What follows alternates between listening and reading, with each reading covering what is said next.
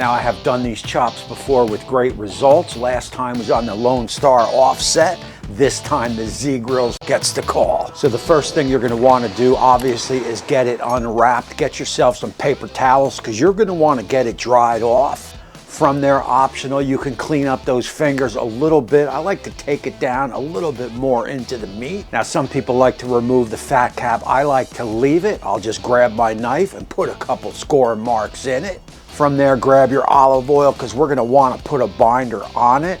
Grab your favorite rub. You can go salt, pepper, and granulated garlic. I've got this competition cow powder from Uncle Steve's Shakes. That's gonna go perfect with this recipe. You wanna make sure you get enough rub. Get it on all sides of the chops. After that, put it on the side, because it is time to tend to the pit. My Z-Grills is gonna get the call. We will get that loaded down with cherry pellets and set that temp to 375 Fahrenheit. On this recipe here, I am gonna do a sweet potato base.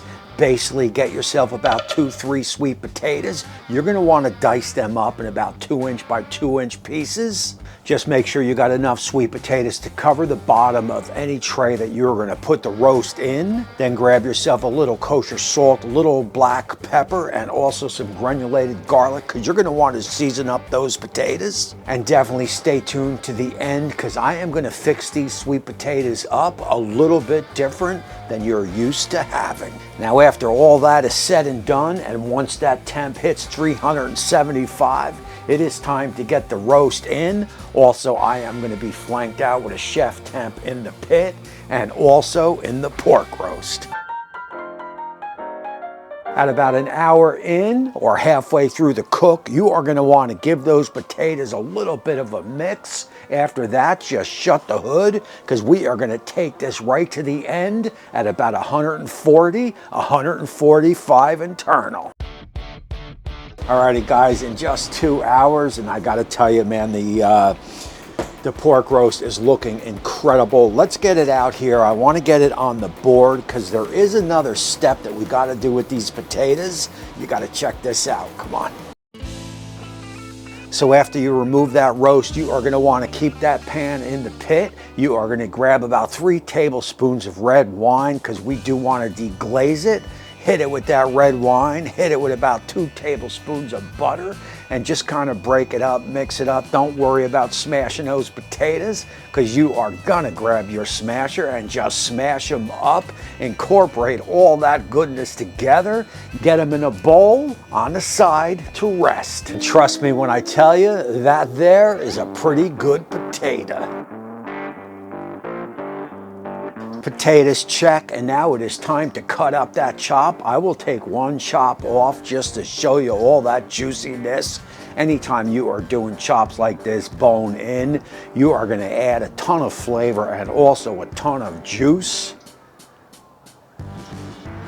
We did let these rest for about 15 minutes or so, so they should be pretty good to go. Once we get this chop cut up, we will take you in live. We will do that taste test and close out the show.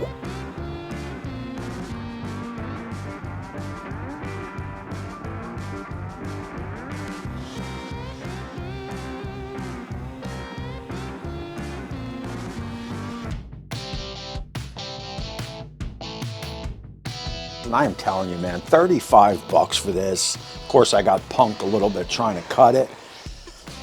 But 35 bucks, you're gonna get 1, 2, 3, 4, 5, 6. You're gonna get 6, 7 good chops. And moisture as moist can be. I mean, the white is hard to pick up on camera. And look, do not discount these potatoes. These are a twist on a classic. These are gonna have all that pork drippings, all that flavor. Then you hit it with a little bit of red wine and finish it off with some butter. Man, these are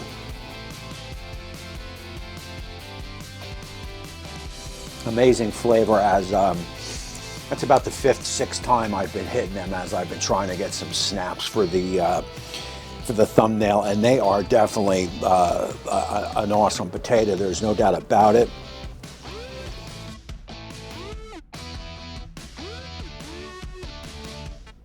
Cheers.